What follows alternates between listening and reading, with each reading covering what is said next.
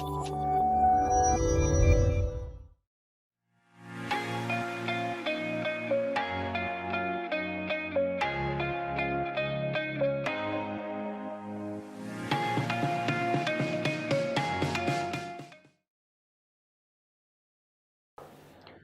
बच्चा पार्टी।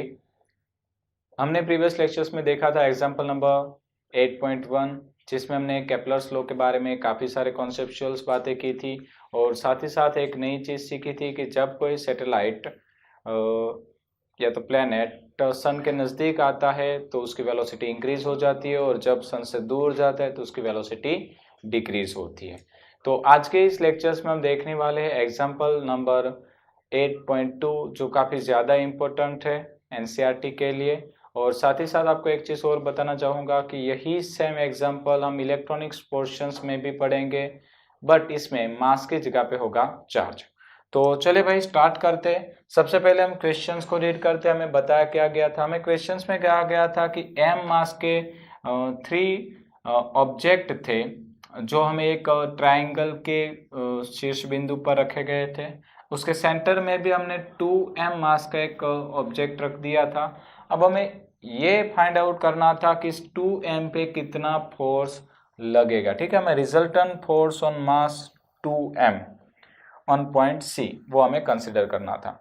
तो सबसे पहले बच्चा पार्टी आपको नोट कर लेना चाहिए कि यहाँ पे मास है m, यहाँ पे मास है 2m, बीच का जो डिस्टेंस है वो है AG और साथ ही साथ हमें एक हिंट भी दी गई थी AG is equal to BG is equal to CG is equal to 1 metre, यानी कि ये डिस्टेंस और ये तीनों डिस्टेंस क्या है, सेम है। अब देखो भाई यहाँ पे मास m 2m डिस्टेंस 1, मास m 2m डिस्टेंस 1, मास m 2m डिस्टेंस 1, यानी कि ये तो तीनों फोर्सेस है FA FB और FC, तीनों के मैग्नीट्यूड सेम होने वाले हैं। ठीक है, यानी कि हम कह सकते हैं कि magnitude of FA is equal to FB is equal to FC। Suppose हम एज्यूम कर लेते हैं उसको F and F is equal to GM 2M अपन हम लिखते हैं R²। ये है ग्रेविटेशन फोर्स का formula, G capital M small m upon R²। और अगर मैं इसे सिंप्लीफाई कर दूं तो मैं लिख सकता हूँ कि इसका आंसर आ जाएगा 2GM² because R is equal to 1, right. तो ये आ गया हमारे तीनों फोर्स के मैग्नीट्यूड, और तीनों फोर्स के मैग्नीट्यूड क्या है, सेम, जिसको हमने एज्यूम किया है F। चलिए अब हम यहाँ पे फोर्स अप्लाई करना शुरू करते हैं। सबसे पहला फोर्स लगाता है M। हमें पता है कि gravitation force always attractive type force है। एट्रैक्टिव टाइप होगा तो वो क्या करेगा, इसको अट्रैक्ट करने की ट्राई करेगा, तो ये इसे अट्रैक्ट कर रहा है ऊपर की ओर। अगर मैं FA की बात करूं तो मैं लिख सकता हूं कि FA, अगर वेक्टर फॉर्म में बात करें तो FA इज इक्वल टू, भाई सपोज हम यहाँ पे ओरिजिन एज्यूम करते हैं तो भाई ये हो गई y एक्सिस और ये हो गई x एक्सिस।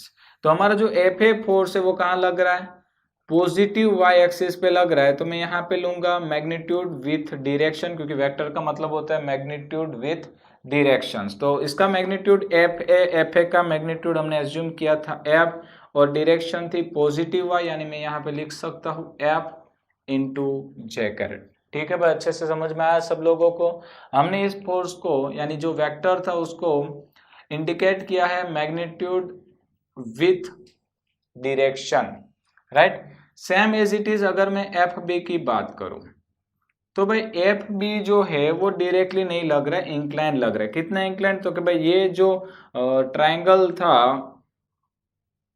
तो ये एंगल बनेगा 30 और ये 30 बनेगा, तो सिंपल है भाई, ये देखो ये Z बन रहा है तो ये 30, तो ये भी बन गया 30। फोर्स था FB इज इक्वल टू हमने एज्यूम करना F, तो मैं यहाँ पे जो थीटा बनेगा उसे cos लेंगे तो ये हो गया FB cos 30 और उसका दूसरा कंपोनेंट आएगा इधर FB sin 30। ठीक है भाई, तो चलिए हम FB को कैसे लेंगे, तो कि भाई ये देखो पहले उसका मैग्नीट्यूड है FB cos 30, पर डायरेक्शन कौन सी, नेगेटिव एक्स एक्सिस, तो हम यहाँ पे लेंगे माइनस FB की जगह पे हमने लिया है F cos 30 I कैरेट। साथ ही साथ ये भी आप देख सकते हैं नेगेटिव वाई पे है तो यहाँ पे भी हम लेंगे minus F sine 30 J caret, right. चलिए सिमिलरली हम बात करेंगे एफ सी की, तो F C is equal to क्या होगा, तो भाई यहाँ पे एंगल बनेगा 30, तो सिमिलरली ये एंगल भी 30, इसके भी हम दो कंपोनेंट ले सकते हैं, एक होगा एफ सी कॉस 30 और दूसरा हो जाएगा एफ सी साइन 30, ठीक है भाई। चलिए F C cos 30 and F C sine 30, अब हम उसको इंडिकेट करते हैं। इसकी डायरेक्शन कौन सी है, पॉजिटिव एक्स एक्सिस, तो डेफिनेटली हम यहाँ पे लेंगे एफ कॉस 30 आई कैरेट। याद रखना बच्चों एफ सी की जगह पे हम ले रहे हैं एफ, ठीक है। चलिए अब हम इसके लिए बात करते हैं, उसका दूसरा कंपोनेंट था एफ सी साइन 30, वो कहाँ है, नेगेटिव वाई पे, तो हम लेंगे minus F sine 30 J carat, okay. चलिए हमें टोटल फोर्स यानी कि रिजल्टेंट फोर्स ढूंढना था, तो हम लिखेंगे total force, force is a vector quantity, तो हम उसका वेक्टर एडिशन कर देंगे, हम करेंगे F A plus F B plus F C.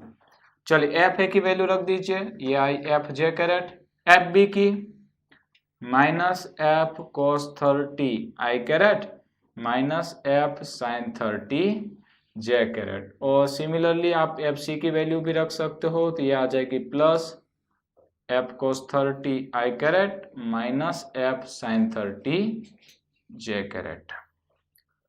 चलिए ये आई कैरेट है, ये भी आई कैरेट है, एक माइनस एक प्लस कैंसिल हो जाएगा, या F J caret minus minus plus but symbol आता है माइनस का, तो 2f साइन 30।